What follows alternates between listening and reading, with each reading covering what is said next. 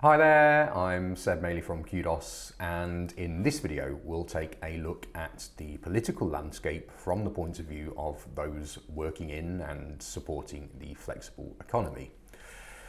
The last general election we had was less than 4 years ago, but so much has happened since then that it almost feels like a different lifetime. Given we'll be having another general election within the next 18 months, we thought it would be interesting to try and get a handle on where people stand at the moment. A few days ago, we launched a poll on LinkedIn, simply asking people which political party they would vote for if an election was called tomorrow. The poll had several hundred responses and therefore probably serves as a decent barometer for our little flexible corner of the world. We gave 4 options in the poll: Labour, Conservative, a different party with a prompt to give details in the comments, or not voting at all. Now, the winner by some distance was Labour with 41% of the vote. Interestingly, the option for Conservatives came at the very bottom of the list, so significantly more people would choose not to vote at all than vote Conservative. The poll received a lot of comments too, and many of them made for interesting reading.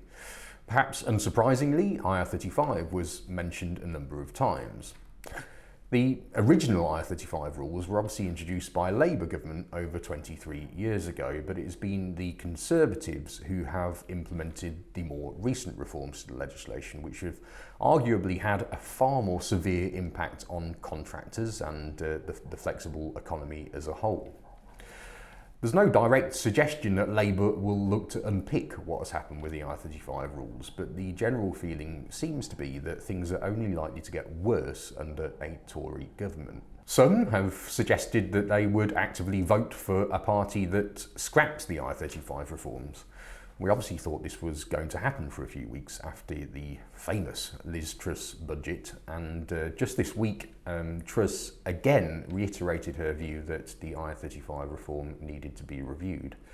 As we get closer to a general election, I wouldn't be surprised if IR35 was picked up as a bit of a political football by political parties. They will have seen and noted the strength of reaction to matters relating to IR35 and may think that they can keep it in their back pocket over the next few months.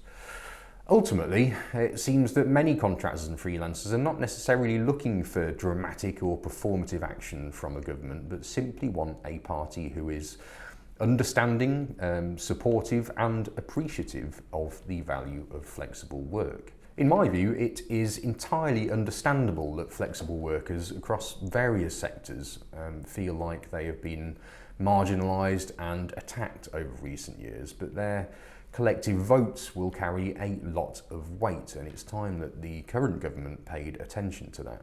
We'll keep you up to date on any developments, political or otherwise, so please subscribe to our channel. The poll I mentioned is also going to be open for a couple of days longer, so we'll add a link to it and you can have your say. In the meantime, thanks for watching and we'll see you next time.